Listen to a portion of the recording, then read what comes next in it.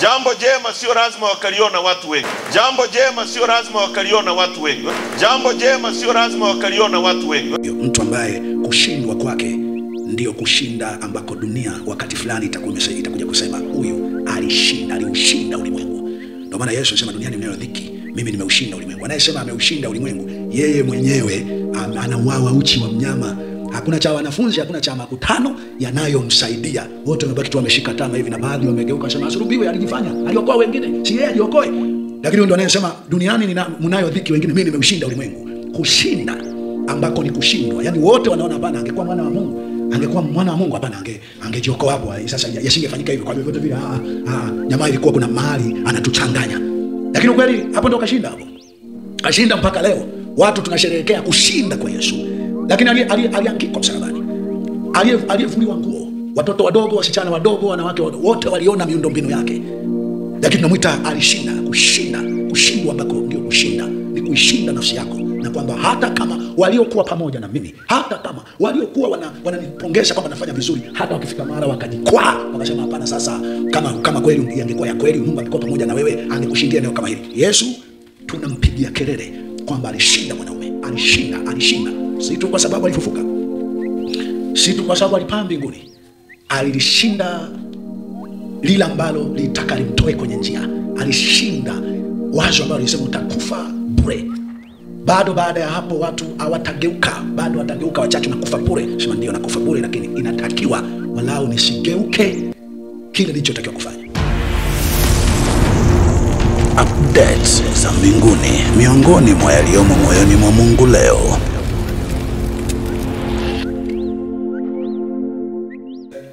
Hebu tusikilize maneno ya John Heche kidogo, bila shaka utafanisha na mmoja maneno ambayo huenda maikumsikia Tundu Lissu akizungumza na watu wengine wote waliowahi kusikia. Tuyasikie maelezo haya, alafu nikuchambulie kushindwa ambako ni kushinda, hasa nikiwa naweka mifano ya kauli, misimamo, mitazamo, harakati, mioyo ambayo kwa macho ya nje haya inaonekana ni kama hawa watu wakati mwingine wametamka na wafananao na hawa. Ukumbuke karibu kila kitu kwenye maisha haya huwa tunaweka mifano ya maisha kutumia mwanadamu gani amewahi kusema nini.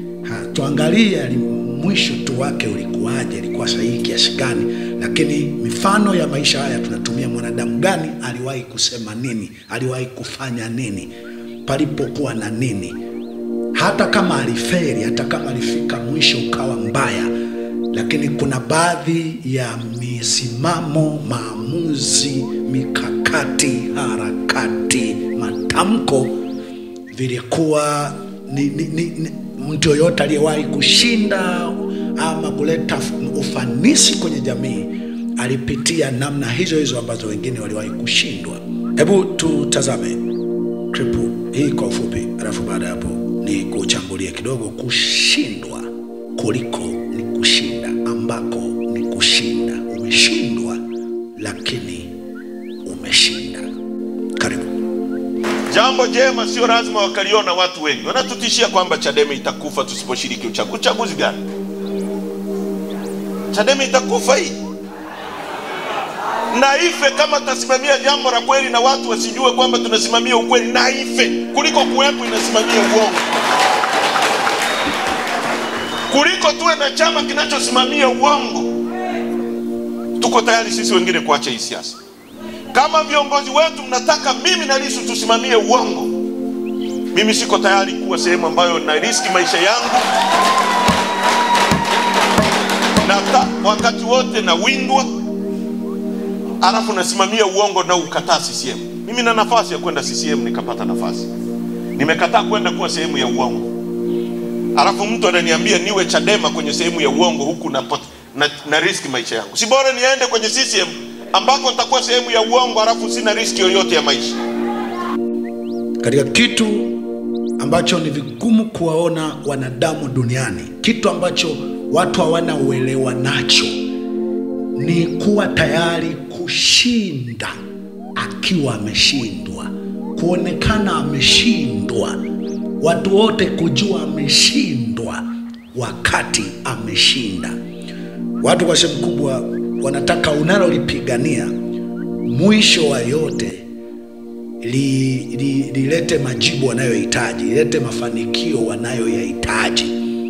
Lakini ikionekana kuna baya limekukuta, ni mtoto wako kauawa, ni wewe umefungwa, ni wewe umeuawa, ni familia yako, pengine jamii yako imeandamwa, inaharibiwa, inateswa, inapotezwa, kwa sababu kubwa wanadamu hugeuka na kuanza kusema unayoyafanya sio sawa, kwa sababu yangekuwa sawa. Hilo hata Ayubu mke wake na marafiki zake walijaribu kuliongea kwamba hapana, dini yako wewe na uelekevu wako kwa Mungu ni ili uepuke mabaya kama haya. Misimamo yako kwa Mungu, kufuru Mungu ufe, kwa sababu sasa haiwezekani uwe unasimamia haya na yakukute mabaya hivi. Maana ya uchamungu, uelekevu, msimamo wa haki na wa kweli ni ili uepuke mabaya. Kwa nini wewe mabaya yakukute? Kwa vyovyote vile kuna mambo uliyachanganya, na anakuhakikishia wanadamu, kama tu msimamo unachopigania, unachokitetea, ulichokisimamia kidete, kama tu hakitaleta mafanikio, ukombozi waliotegemea au kutarajia, wanadamu waliokusifia, waliokupongeza, wote wengi wao watageuka. Sasa niseme kama mambo manne hivi ambayo ni kushindwa ambako ni kushinda. Jambo la kwanza ni kuishinda nafsi yako. Yaani kutoka kwenye sakafu ya moyo wako uwe unajua kuwa huu ndio ukweli, hata kama hakuna atakayeufahamu mpaka na kufa au miaka yote ambayo dunia itakuwepo. Huu ndio ukweli, hata kama kuna wanaofahamu kweli ni ukweli, lakini utageuka kuwa ubaya ama uongo. Ni kusimama tu, ni kuishinda nafsi yako, kujua jambo hili ni sahihi, ni sahihi, ni kweli. Sheria za dunia yote zinapinga, zinasema hapana, kwa sababu sheria nyingi hutungwa kwa hila. Sheria nyingi hutungwa ili wanadamu, watu fulani wapitishie jambo fulani. Sheria nyingi, asilimia kubwa ya sheria za wanadamu, maadamu wanadamu walikataa sheria ya vitabu vya Mungu na neno la Mungu, sheria nyingi wanazojitungia ni za wajanja fulani. Kunakuwa na jambo fulani wanataka kupitisha, kufanikisha. Kwa hiyo mwanadamu kabisa kabisa ni yule aliye tayari kuishinda roho yake, nafsi yake, kuiambia nafsi yangu, ukweli ni huu, haki ni hii, la kufanya ni hili, la kusema ni hili. Sasa nafsi yake pale itakapokuwa inamshambulia kwamba ukisema utauawa, geuka tu, acha tu, usiseme tu, sema vile wanavyotaka, fanya tu vile wanavyotaka. Akishinda nafsi yake akaiambia, nitasema hili lililotakiwa, hili lililo sahihi, nitafanya hili lililo sahihi, hili lililotakiwa, nitasema. Huyu mtu hata kama wema wake hakuna atakayeuona, hakuna atakayetambua jambo hili lilikuwa na maana kiasi gani, huyu ni wale wanaoshinda, wanaokuwa wameshinda ili hali alishindwa. Ili hali huku nje wanasema alishindwa, lakini sasa kweli ilikuwa la kweli, lakini kulikuwa na sababu gani uendelee tu kuwa na msimamo huo kiasi cha ukariski maisha yako, ukariski familia yako, ukariski watoto wako, ukariski ndugu zako na vitu kadha wa kadha? Kwa sababu kubwa watu wengi wanasema tuko tayari kupigania ukweli fulani, haki fulani, lakini kuna mahala inaonekana itagharimu uhai wa familia zetu, itagharimu starehe zetu. Kuna mahala tutalazimika kupoteza starehe zetu na kuwa sehemu pengine yenye uchungu, yenye maumivu, ama tutakuwa mbuzi wa kafara. Tutajikuta tumeingia kwenye shida ambayo hata tuliokuwa tunawataabikia hawataona umaana wake. Mtu wa Mungu, Unajua kutabikia wanadamu ni sawa na mkono huu kutabikia mkono huu. Utajikuta usipoutabikia mkono huu, hata huu mkono utakuwa kwenye matatizo, kwenye taabu. Kwa wakati mwingine ni afadhali na huu uingie kwenye matatizo unapotaka kuokoa huu. Wanadamu sisi ni mmoja. Yaani mwanadamu ambaye dhamiri yako itakuwa hai kabisa, ama una uchamungu ulivyotakiwa kutafsiriwa, una uchamungu na utumishi kwa Mungu ulivyotakiwa kuwa,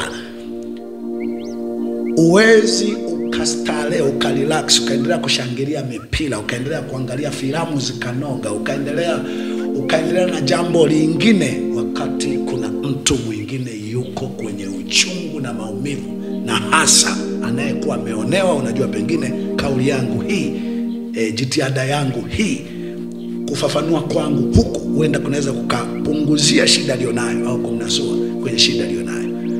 Ni kweli hiyo inaitwa kununua mateso ya mtu, kuchukua mateso ya mtu badala ateso yeye, uteso wewe. Lakini ukweli ni kwamba mwanadamu ambaye una uhalisia wa kumcha Mungu, uhalisia wa utumishi kwa Mungu, mtu mwingine yoyote anapokuwa kwenye maumivu, mateso, hasa ya kuonewa, utaona ni kama ni mkono huu unatabika. Uwezi ukaona sababu ya mkono huu kustarehe mpaka mkono huu umesaidia, mkono huu uko salama. Hilo jambo la kwanza. Jambo la pili, ili ujue wewe ni mtu ambaye kushindwa kwako ndio kushinda. Katika harakati, misimamo yako,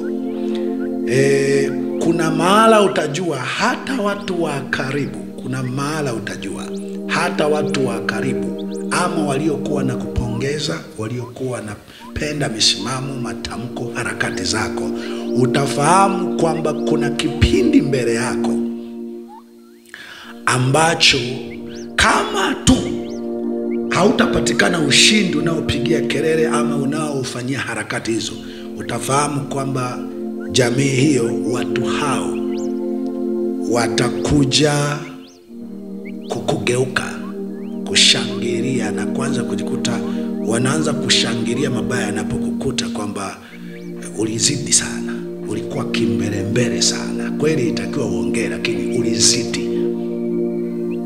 Utakuwa unafahamu hilo, lakini utaendelea kutimiza wajibu wako na kuishinda nafsi yako, kwamba nafsi yangu. Lakini ukweli ni huu, ukombozi wa kweli kwenye jamii yetu unatakiwa niseme hili, nifanye hili. Ila utakuwa unafahamu hata hawa wanao kusifu, kupongeza, kuunga mkono, dakika yoyote utasikia wanasema hapana, hakuwa na Mungu, Mungu hakuwepo katika haya mambo yake, alikuwa anajifanyia tu, hana Mungu. Ila sisi ndo tuna Mungu, sisi ndo tuna njia nzuri ya kuleta ukombozi huu uliokuwa umetakiwa. Jambo la tatu, mtu ambaye kushindwa ni kushinda, anakuwa ameshindwa, lakini huko ndo kushinda. Ni kwamba ni mtu anayeendelea kupigia kelele ajuacho ni kweli, kwa lugha na kwa nguvu, kwa lugha tofauti, kwa nguvu ya aina moja ama kubwa kuliko, kwa nguvu ya aina moja ama kubwa kuliko, mpaka apotezwe, kwa tafsiri ya kwamba mpaka auawe au afungwe gerezani, ama asijulikane amepelekwa wapi, amefanywa nini.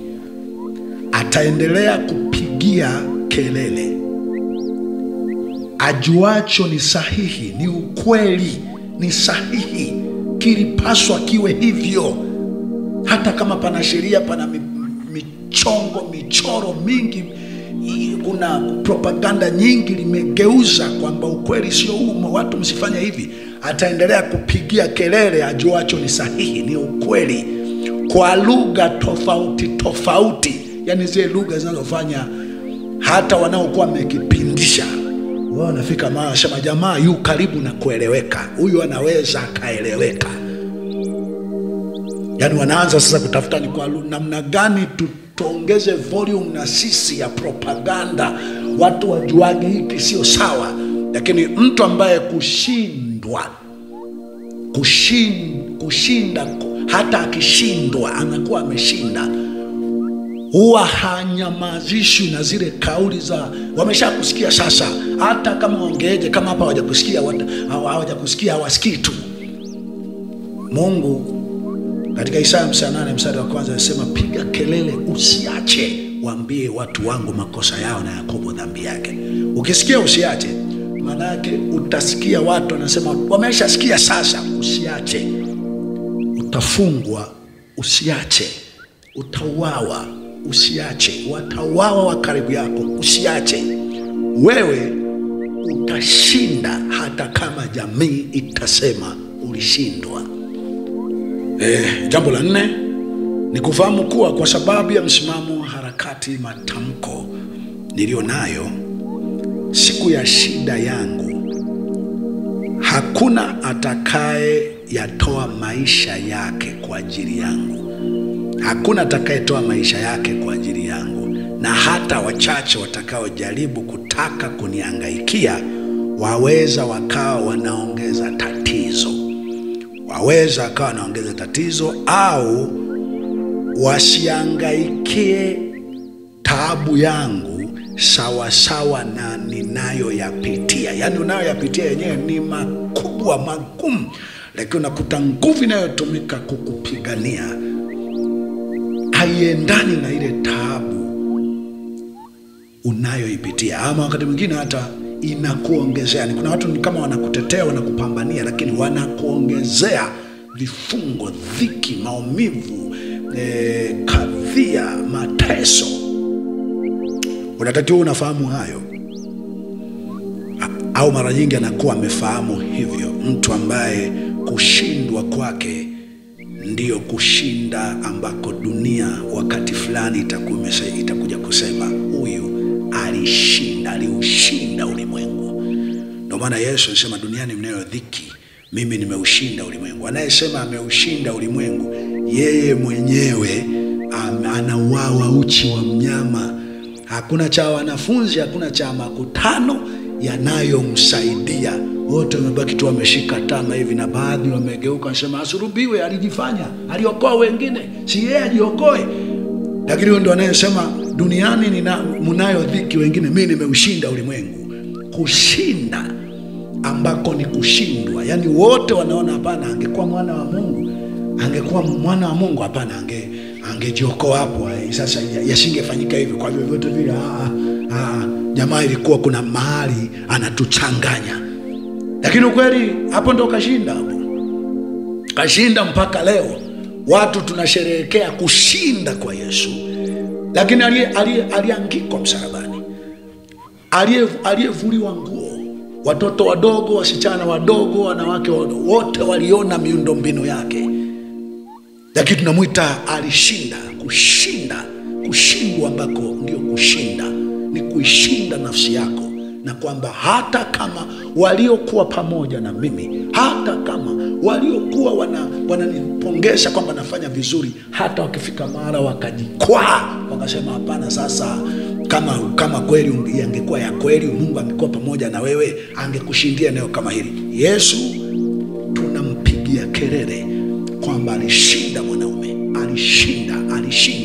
Si tu kwa sababu alifufuka, si tu kwa sababu alipaa mbinguni, alilishinda lile ambalo litaka limtoe kwenye njia. Alishinda wazo ambalo lilisema utakufa bure. Bado baada ya hapo watu hawatageuka, bado watageuka wachache, na kufa bure. Sema ndio nakufa bure, lakini inatakiwa walao nisigeuke kile nilichotakiwa kufanya. Mpaka wanafunzi wake wakati fulani amefufuka siku ya Jumapili, wakawa wanaenda mahali, wameambiwa anafufuka, lakini bado anahadisia sema, yaani kuna Yesu tulijua ndo ataokoa ulimwengu, mtu mwenye uwezo wa kunena na kutenda, lakini wasijue sasa baadaye wanaongea naye ni yeye mwenyewe. Na baada ya hapo akajitambulisha, akakutana nao, akaja kuondoka. Lakini kuna watu walilipwa pesa, maaskari walilipwa pesa, kwamba tangazeni huku na kule, mwe mnasema ameibiwa, na yeyote atakayekuwa anatangaza amefufuka akamatwe, afungwe, auawe. Uone ni kwa kiasi gani ilikuwa vigumu sana kutangaza ushindi wa Yesu. Uone ni kwa kiasi gani ilikuwa vigumu sana kumfuata Yesu baada ya kufufuka. Yaani kufufuka ndo ambako wote tungekiri kwamba ameshinda, lakini wanafunzi walimfuata kwa siri, kwa woga, tena wachache, kwa sababu pia palikuwa na kundi la maaskari linazunguka huku na kule linasema hajafufuka, ameibiwa. Kwa kweli msimamo fulani wa haki haunaga wakati fulani utakuja kuwa mwepesi kwako. Msimamo fulani wa haki, msimamo fulani wa haki, yaani hata ufike mahala upate mafanikio fulani, bado jamii fulani usimama, tena inakuwaga na nguvu ya kifedha na kimamlaka, usimama kulipa watu kwamba wapige kelele, wacheze, waseme hajafufuka, hajashinda, bado ameshindwa. Lakini na kujulisha, kushinda kuliko kushindwa kuliko ni kushinda. Jambo kubwa ufahamu, tunawapigania watu, tuko tayari kufa kwa ajili ya watu ambao hawako tayari hata kutoa mbuzi kwa ajili yako. Tunawapigania watu, tunajitoa kwa ajili ya maisha ya watu ambao hawako tayari hata kutoa mbuzi, hata kutoa kuku kwa ajili yako. Ila siku ukishinda ni ushindi wao. Siku ukishindwa, umeshindwa wewe. Wenyewe wanaanza kusema hukuwa na Mungu, kuna mahali ulimkosea Mungu, ulikuwa unapigania tumbo lako, ni siasa. Lakini ukishinda, hata wahubiri, watumishi, waombaji wanasema Mungu ametushindia, huyu ni Mungu ametushindia. Ila ukishindwa, wanasema haukuwa unamtumikia Mungu, ulikuwa unatumikia tumbo lako. Ama kuna mahali ulimkosea Mungu, kuna mahali ulikuwa utoi fungu la 10, ulikuwa utoi sadaka vizuri, ulikuwa na hila ambayo hatukujua na vitu kadha wa kadha. Lakini nikutie moyo, mtu yoyote ambaye unaamini kwenye kushindwa ambako ni kushinda, ya kwamba kwenye Biblia kuna mahala Esther alitumia lugha fulani fupi, nami nataka niisome hapa. Anasema katika Esther 4 mstari wa 16, anasema uende ukawakusanya Wayahudi wote waliopo hapa Shushani, mkafunge kwa ajili yangu, msile wala kunywa muda wa siku 3, usiku wala mchana, nami na wajakazi wangu tutafunga vile vile. Kisha nitaingia kwa mfalme kinyume cha sheria, nami nikiangamia na niangamia. Nataka ufahamu kwamba kwa kinachosemwa hapa, kinachomaanishwa kwamba kwa mujibu wa sheria, Malkia hawezi kuingia kwenye sehemu fulani alipo mfalme mpaka amemnyoshea fimbo. Hata sasa hivi nadhani protocol, iwe mume wa rais, iwe mke wa rais, hawezi kwenda popote akasimama naye akasema mimi huyu ni mke wangu, mimi huyu ni mume wangu. Kuna mara panamhitaji rais tu, panamhitaji kiongozi huyo tu. Yeyote atakayepita pale, watu wa protocol watamchukulia kama mhaini, watamchukulia kama ni mtu anataka kumuua rais ama kuleta jambo baya. Sasa protocol hiyo kuvunjwa kwa sababu ya jambo la dharura lililo na haki kuliko protocol hiyo, kuliko sheria hiyo, ndicho alichokuwa anafanya Esther hapa. Kwamba kinachofuata hapa, sheria imewekwa. Mordekai, Hamani kaweka sheria kwamba baada ya siku 3 Mordekai anatundikwa kwenye mti na Wayahudi wote wanauawa. Ni sheria imeweka na mfalme kaigonga muhuri. Ni sheria, ila mfalme hajui hila iliyoko nyuma. Nimekwambia sheria nyingi za kibinadamu zinawekwa na watu wanapotaka kupitisha mpango wao fulani, wanapotaka kupitisha jambo lao fulani.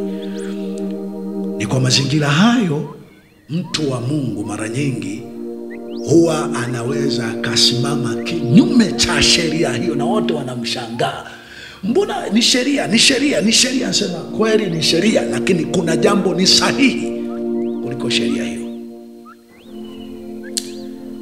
Ni kwa mazingira hayo Esther alisema naingia kinyume cha sheria. Kiujumla, hata mfalme akijua ninapigania nini, ataona sababu zote za kuvunjwa kwa protokoli hii na sheria hii.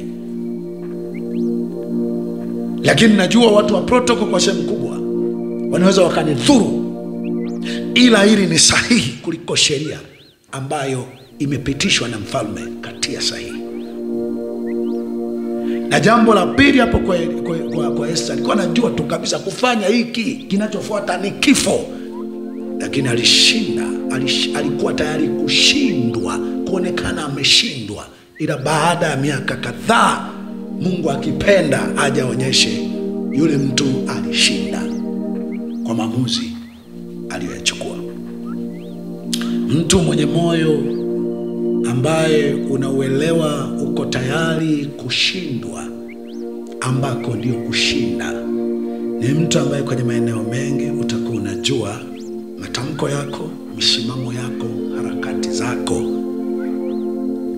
zitapelekea kuuawa, na baada ya kuuawa kwako, sehemu kubwa hata ya watu ambao walikuwa wanakuunga mkono, wengi watasema alizidi. Kweli wote tuko napigania mabadiliko haya, lakini mwenzetu alizidi. Lakini huko ni kushinda, kushinda, kushinda ambako wengine watakuita kushindwa.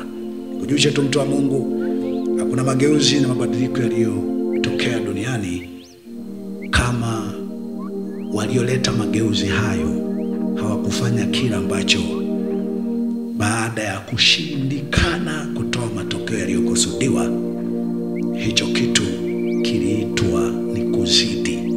Ulizidi sasa, na wewe umezidi. Kali sana hili. Mtu ambaye kushindwa kwake ni kushinda, kushinda kwake utafsirika kama kushindwa, ni mtu ambaye hupambania, huendelea na harakati za kile alichojua ni sahihi, ni kweli,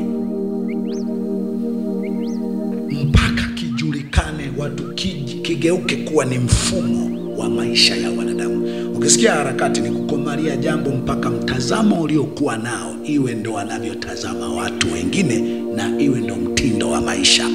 Hiyo ndo kuwa mwanaharakati. Mwanadamu yoyote ambaye ubinadamu wake uko timamu au ni mcha Mungu. Mungu mwenyewe ni mwanaharakati. Mungu anaandika Biblia, anarudia maneno usiogope, usiogope, usiogope, usiogope. Mmoja anasema yako 365. Ili ikiwezekana ujue kweli usiogope. Uwe shujaa, uwe na moyo mkuu na ushujaa. Analirudia kwa sababu anataka liwe ni tabia ya mtu huyu. Mungu ni mwanaharakati. Kuona kitabu chote cha Biblia toka mwanzo mpaka mwisho, ambacho ukisoma kwa makini unajua ni ukurasa huu mmoja, ni mstari mmoja, yote anataka mwanadamu arudi kwenye asili ya kuumbwa kwake. Lakini ameirudia mara kadhaa kwa sura mbalimbali, kwa mifano mara kadhaa, kwa matukio kadhaa, akitaka kufafanua jambo moja tu. Kwa Mungu ni mwanaharakati. Binadamu yoyote mwenye akili timamu ni mwanaharakati, lakini hufanya harakati zote hizo akiwa anataka jamii ielekee kwenye wazo alilonalo, na lile baadaye igeuke kuwa ni maisha ya jamii hiyo. Sasa hapo ukutana na lugha za kwamba umeshakusikia, unazidi sasa, umeongea inatosha. Hapana, kutosha ni hilo jambo liwe vile ambavyo nilikuwa naliona kwamba ndio sahihi, na igeuke kuwa ni maisha ya watu. Vinginevyo watu muapply jambo lenye faida zaidi, ambayo na mimi nione kwamba kweli nilikuwa napigania hili, lakini hili ambalo limeonyeshwa na huyu na hawa ni sahihi, lina faida, lina matokeo chanya, lina asili ya kuumbwa kwa mwanadamu kuliko hili nilikuwa nalipigania. Asante kwa kunisikiliza. Mwenye kuokota cha kuokota umeokota. Hii ni sauti ya mtu aliyetoka gerezani, anasema itengezeni njia ya Bwana, nyosheni mapito yake. Heri mtu atakayeteswa, atakayefungwa, atakayeuawa ama afae katika Bwana tangu sasa pate kupumzika mara baada ya taabu yake. Tazama, Mungu mwenye haki yu karibu kuja.